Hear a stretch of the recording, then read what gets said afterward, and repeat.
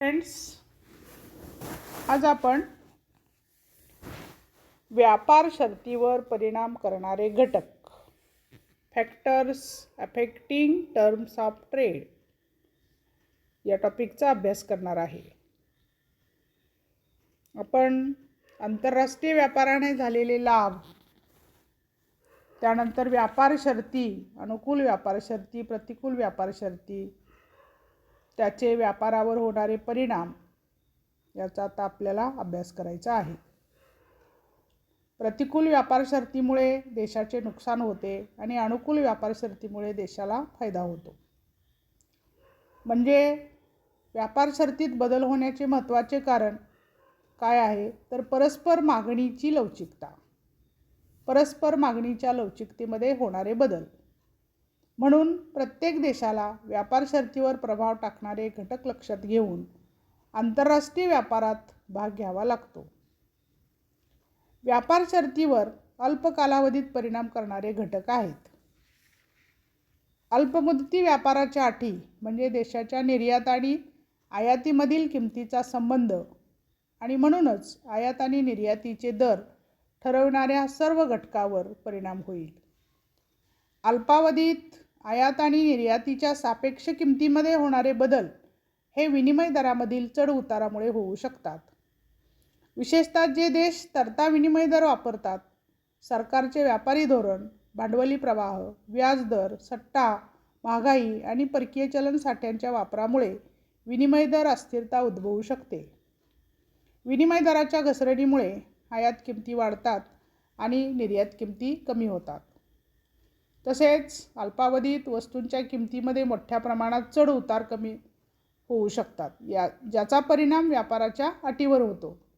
हे विशेषतः कृषी मालासाठी खरे आहे, ज्याचा पुरवठा अनेकदा दुष्काळ, पूर, रोग इत्यादीमुळे प्रभावित होतो.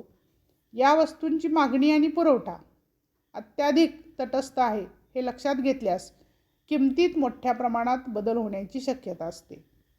ही गोष्ट आपण पुढील आकृतीने अभ्यासलेली आहे. आता आकृतीमध्ये पहा. सोबतच्या आकृतीमध्ये आपल्याला असे दिसून येते की प्राथमिक वस्तूंच्या किमतीवर परिणाम स्पष्ट केला आहे. मागणी आणि पुरवठ्याच्या संबंधित अस्थिरतेमुळे स1 ते स पर्यंत पुरवठा वाढतो आणि म्हणून किमतीत मोठी घट झाली आहे. क1 ते क किमतीत मोठी घट, तर म1 ते म मागणी अल्प प्रमाणात वाढलेली आपल्याला दिसून येते. त्यानंतर आपण व्यापार शर्तीवर दीर्घ कालावधीत परिणाम करणारे घटक अभ्यासणार आहे. तर यामध्ये पहिला घटक आहे निर्यातीची मागणी. दीर्घ मुदतीमध्ये व्यापाराच्या अटीमधील बदल त्या घटकाद्वारे निश्चित केले जाऊ शकतात, जे देशाच्या निर्यातीवर आणि आयातीची मागणी आणि पुरवठा यावर दीर्घकालीन प्रभाव टाकतात. विकसनशील देशासाठी जे प्रामुख्याने प्राथमिक वस्तूंची निर्यात करतात आणि उत्पादित वस्तूंची आयात करतात, त्यांचा वाढीव पुरवठा आणि त्यांच्या निर्यातीची मागणी कमी झाल्यामुळे त्यांच्या निर्यातीची किंमत कालांतराने कमी होते. मुख्यतः तंत्रज्ञानातील सुधारणेमुळे नवीन उत्पादक बाजारात प्रवेश करतात, पुरवठा वाढतो, तर विविध कारणामुळे मागणी वेगाने घसरली ती वाढली नाही. मागणी घटण्याचे कारण कृत्रिम पर्यायाचा विकास. उदाहरणार्थ, अनेक कच्च्या मालाची मागणी प्लॅस्टिकने कमी केली आहे. ब. कमी उत्पन्नाची लवचिकता. वास्तविक पाहता उत्पन्न जसजसे वाढले आहे तसतसे जागतिक प्राथमिक वस्तूंची मागणी तुलनेने कमी झालेली आपल्याला दिसून येते. त्यानंतर कृषी संरक्षण. जे अविकसित देश आहेत किंवा जे विकसनशील देश आहेत, त्या देशामध्ये कमी किमतीत उत्पादन देऊनही श्रीमंत देशांच्या बाजारपेठेत प्रवेश करणे कठीण झाले आहे, कारण तेथील शेतकरी बऱ्याचदा मोठ्या प्रमाणात अनुदानित असतात आणि युरोपियन युनियनच्या बाबतीत सर्वसाधारण बाह्य दराद्वारे संरक्षित असतात. तसेच लघुचित्रण. आधुनिक मायक्रोचिप तंत्रज्ञानामुळे उत्पादने लहान बनण्यास सक्षम केली गेली. उदाहरणार्थ वैयक्तिक संगणक, PC आणि यामुळे कच्च्या मालाचा कमी वापर करण्याची आवश्यकता निर्माण झाली आहे आणि त्यामुळे मागणी कमी झाली आहे. असमाधानकारक किंमत. प्राथमिक वस्तूंच्या निर्यातीची किंमत ही असमाधानकारक असते. अल्प मागणीने निर्यातीची घसरण होण्याची समस्या वाढवून प्राथमिक वस्तूंची मागणी किंमत अस्थिर करते. दोन देशातील व्यापार शर्तींचा विचार करताना त्यामध्ये पुढील घटकांचा आपल्याला परिणाम दिसतो. आता आपण व्यापार शर्तीवर ज्या घटकांचा परिणाम होतो ते घटक अभ्यासू. त्यामधला पहिला घटक आहे मागणीची लवचिकता. आता परकीय वस्तूंची देशात मोठ्या प्रमाणात मागणी असेल तर त्या मालाची आयात करावी लागते. या आयात मालाच्या मागणीची तीव्रता देशातील लोकसंख्या, आवडीनिवडी, उत्पन्न, सरकारी धोरण, त्या वस्तूंचे स्वरूप इत्यादी घटकावर अवलंबून असते. मागणीचे स्वरूप ताठर असल्यास देशात वस्तूंची मागणी लवचिक असते. त्या वस्तू कमी किमतीला आयात करण्याची प्रयत्न होईल. व्यापार शर्ती अनुकूल होतील. तसेच परदेशाची मागणी ताठर असल्यास जास्त किमती मिळून व्यापार शर्ती अनुकूल ठरतील. मागणी लवचिक असल्यास व्यापार शर्ती प्रतिकूल ठरतील. 2. पुरवठ्याची लवचिकता. निर्यात केल्या जाणाऱ्या वस्तूंचा पुरवठा अलवचिक असेल तर निर्यातदार देशाला व्यापार शर्ती प्रतिकूल ठरतील आणि निर्यात वस्तूंचा पुरवठा लवचिक असेल तर व्यापार शर्ती अनुकूल ठरतील. त्याप्रमाणे आयात वस्तूंचा पुरवठा अलवचिक असेल तर त्या वस्तू आयात करणाऱ्या देशाला व्यापार शर्ती प्रतिकूल होतील आणि आयात वस्तूंचा पुरवठा लवचिक असेल तर व्यापार शर्ती अनुकूल होतील. 3. मागणीचे आकारमान. प्रभावी मागणीच्या आकारमानावरही व्यापार शर्ती अवलंबून असतात. भारतासारख्या प्रचंड आणि वाढत्या लोकसंख्येच्या देशाची विविध वस्तूंची मागणी प्रचंड असते. या देशाची आयातही प्रचंड असते. देश अशा वस्तूंच्या किमती प्रसंगी इच्छेप्रमाणे ठरवू शकतो. मोठी मागणी कमी किमतीत पुरवल्याने नफा मिळतो, म्हणून व्यापार शर्ती अनुकूल ठरतात. चौथा आकडा आहे उत्पादनाची रचना. यामध्ये आपल्याला असे दिसून येते की व्यापार शर्तीवर देशातील उत्पादनाच्या रचनेचा सुद्धा परिणाम होतो.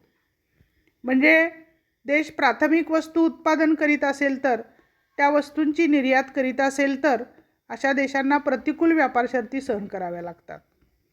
कारण प्राथमिक वस्तू हे अप्रगत देश निर्माण करीत असतात.